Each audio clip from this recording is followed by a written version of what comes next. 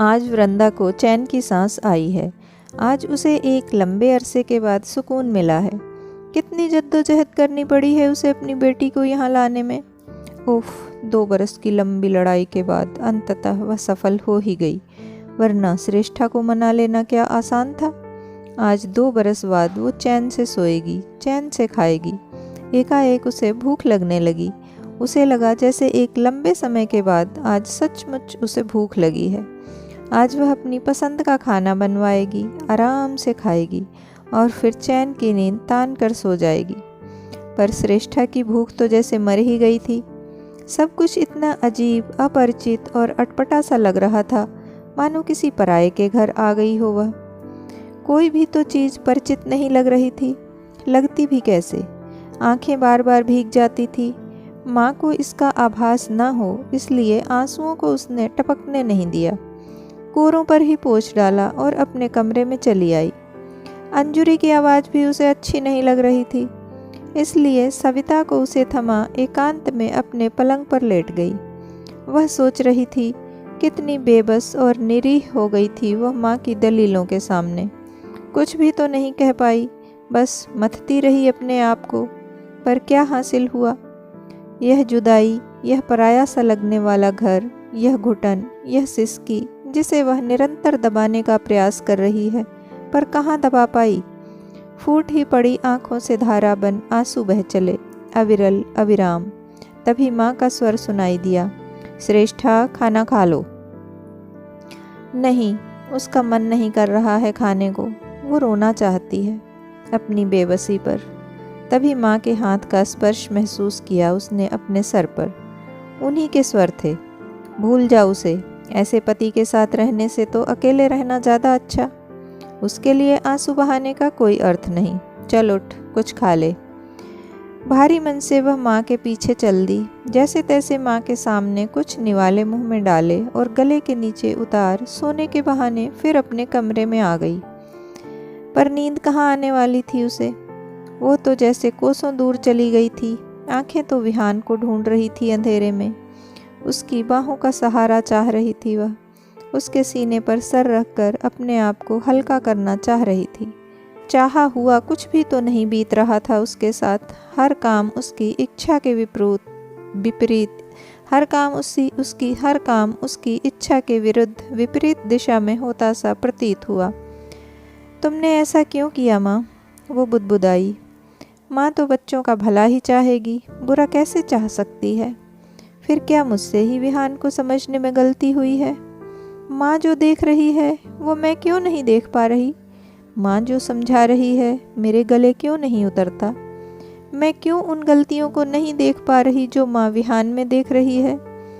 विहान से मैंने प्यार किया है माँ। अगर उन भूलों को मैं नज़रअंदाज कर दूं तो क्या बुरा है? अगर उन भूलों को अनदेखा कर मेरा परिवार, मेरी गृहस्थी अच्छी तरह चल रही है तो मुझे उन्हें भूल जाना चाहिए। और फिर क्या मैं पूर्ण हूँ? मुझ में क्या कोई कमी नहीं? मेरी हर बात विहान को पसंद हो यह जरूरी तो नहीं। कुछ मेरी बातें उन्हें भी नापसंद होंगी, पर उन्होंने तो कोई शिकायत नहीं की। क्या इतनी सी बातों के लिए तलाक ले लिया जाता है? यह सब बातें वह माँ से अलग अलग समय पर कई बार कह चुकी है। ऐसा नहीं है कि माँ को मनाने या समझाने की उसने कोशिश नहीं की, पर माँ की दलीलों के आगे उसकी एक न चली। वह शुरू से ही माँ के नियंत्रण और सानिध्य में रही है। माँ के सामने वह बचपन में भी नहीं बोल पाती थी, तब भी नहीं जब वह पिताजी से अलग हुई थी। हालांकि वह जानती थी कि गलती माँ की ही थी। माँ शुरू से ही काफ़ी डोमिनेटिंग थी। पिताजी अक्सर चुप ही रहा करते थे। घर में हर काम माँ की इच्छा से ही होता था। घर की साज सजावट, मेहमानों का आना, खाना पीना, बाग बगीचा, हर चीज़ में माँ की पसंद स्पष्ट झलकती थी। घर में किसी और का दखल उन्हें गंवारा ही नहीं था, अपने बच्चों का भी नहीं। उनकी पसंद नापसंद का माँ ने कभी सम्मान नहीं किया। जब कभी श्रेष्ठा अथवा सुयश ने कुछ कहना चाहा तो स्पष्ट तौर पर उन्हें यह जता दिया गया कि यह घर उनकी माँ का है, यह उन्हीं की इच्छा का स्थान है। अपनी इच्छा को वो अपने घर में पूरा कर सकते हैं। पर माँ ने उसे अपने घर में भी अपनी इच्छा अनुसार कहाँ रहने दिया। उनका दखल लगातार उसके घर में सेंध लगाता रहा और अंततः उसकी दीवारें चरमरा कर गिर पड़ी। वो लगातार टुकड़े होते हुए घर को समेटने की चेष्टा करती रही, पर माँ के सामने पता नहीं क्यों वो बेबस हो जाती। एक टुकड़ा उठाती तो दूसरा हाथ से फिसल जाता, और आज नौबत ये आ गई कि उसके दोनों हाथ खाली हो गए थे। ऐसी जिंदगी तो नहीं चाही थी उसने। वह अपने आप से बोली, विहान, हमने तो इतने अच्छे अच्छे सपने देखे थे जिंदगी के, जहाँ न दुख था न निराशा, बस फूल ही फूल थे, आंगन में बहार थी, तुम्हारी बाहों के सहारे थे, मेरी कोमलता थी, वाणी का माधुर्य था और था तुम्हारा साहस। कहाँ कहाँ बिखर गए वो सारे सपने, क्यों छितरा गए? सब के सब कागज के टुकड़ों की भांति मेरी वो आकांक्षाएं इतनी हल्की तो नहीं थी और ना ही आधारहीन। फिर ये क्या हो गया? कैसे खुल गया मुझ में बंध कर रहने वाला तुम्हारा अनुबंध? सब बह गया तुम्हारी शराब के साथ, सब कुछ बिसर गया तुम्हारे नशे के साथ। तुम्हें क्या हो गया विहान? मैं अकेली नहीं रह पाऊंगी तुम्हारे बिना, मैं जीने की कल्पना भी नहीं कर सकती। वो बुदबुदा रही थी। तुम्हें अकेले जीने की आदत डालनी ही होगी।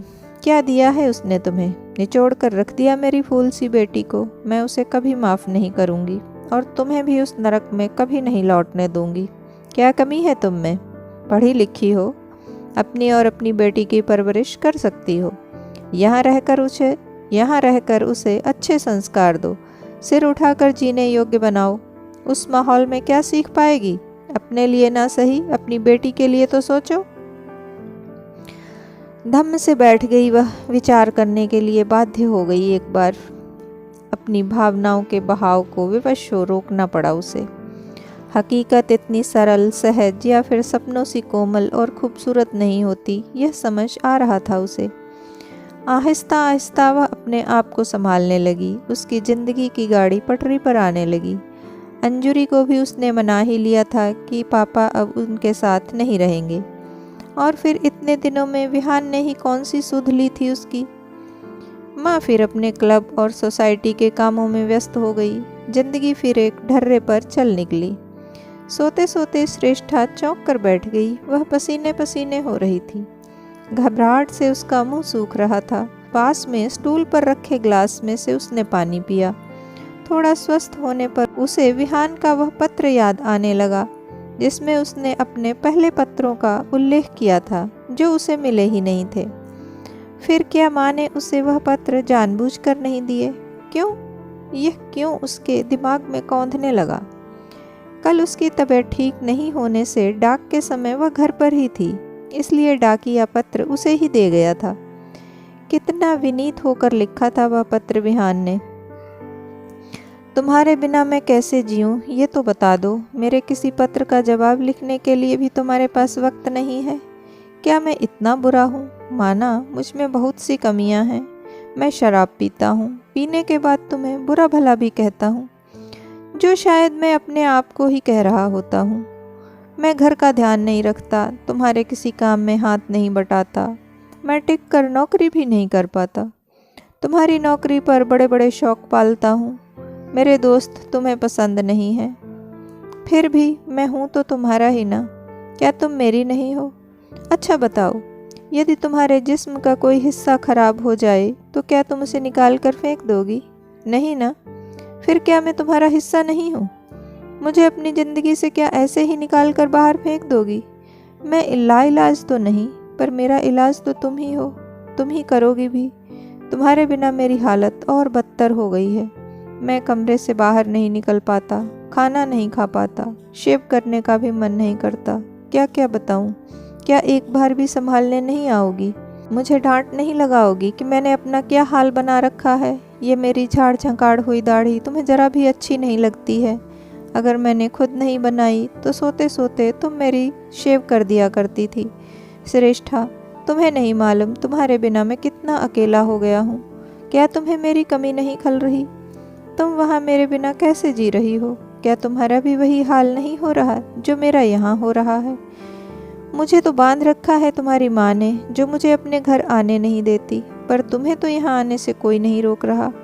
मैं तो हर आहट पर तुम्हारे कदम खोज रहा हूँ। आ जाओ श्रेष्ठा, प्लीज़ आ जाओ। तुम्हारा, सिर्फ तुम्हारा विहान। श्रेष्ठा को फिर नींद नहीं आई। उसने घड़ी देखी, सुबह के 3 बज रहे थे। माँ, मैं विहान के बिना नहीं रह सकती। मैं सोच रही हूँ कि मैंने निर्णय लेने में या तो ज़्यादा ही उतावली कर दी या फिर अपने नहीं तुम्हारे दिमाग से काम लिया। मैं जब से यहाँ आई हूँ तुम्हारे चेहरे पर विचलित कर देने वाला एक सुकून देख रही हूँ। तुम कभी पापा से भी नहीं निभाह पाई और उसका दंड भी हमने ही भोगा।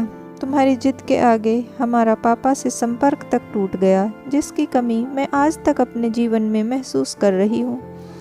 मैं अंजुरी को वही दंड नहीं भोगने देना चाहती। वो जैसे भी हैं उसके पिता हैं। अंजुरी से बढ़कर उसके लिए कोई और तो हो नहीं सकता। तुम्हारी भैया भाभी से भी नहीं बनी। तुम्हारे खोखले अहम के कारण वो भी तुम्हें छोड़कर देहरादून में बस गए। कम से कम दोनों खुश तो हैं। ये मेरी बदनसीबी है कि मैं तुम्हारे ही शहर में बस गई और तुम्हारे इस्तेमाल की चीज़ बनकर रह गई। तुम्हें मेरी ज़रूरत है। तुम्हारा बुढ़ापा मुझे चाह रहा है। मेरी सेवा और नौकरी दोनों की आवश्यकता है तुम्हें। तुम अपने आप से इतनी बंधी हुई हो माँ कि अपनी स्वार्थ सिद्धि के लिए तुमने अपनी ही बेटी का घर उजाड़ दिया। पर मैं अपनी इस गलती को सुधारूंगी। सुबह का भूला अगर शाम को घर आ जाए तो वह भूला नहीं कहलाता। तलाक के बाद हम दोनों के साथ रहने को तुम जो चाहे नाम दो। हम पति पत्नी थे, हम पति पत्नी ही रहेंगे। एक बात और, मैं तुम्हारी आवश्यकता से मुकर नहीं रही, पर मुझे तुम्हारा स्वार्थी होना खला। मैं उन्हें छोड़कर अपना घर तोड़कर तुम्हारी आवश्यकता पूरी करूं, यह मेरे सामर्थ्य में नहीं है। पर अगर तुम मेरे पास आकर रहोगी तो यकीन मानो अपने कर्तव्य से पीछे नहीं हटूंगी। श्रेष्ठा। श्रेष्ठा ने पत्र मेज पर रखा। घड़ी में 4 बज रहे थे। उसने अंजुरी को गोदी में लिया और घर से बाहर निकल गई। दोस्तों, श्रेष्ठा ने जो कदम उठाया, क्या वो सही था? क्या विहान सुधरेगा? कहीं ऐसा ना हो कि श्रेष्ठा न इधर की रहे न उधर की। अपनी राय अवश्य दें। मैं आपसे फिर मिलती हूँ किसी अन्य वीडियो में। तब तक खुश रहें, खुशियाँ बांटें। अपनों का साथ और प्यार आपको हमेशा मिलता रहे।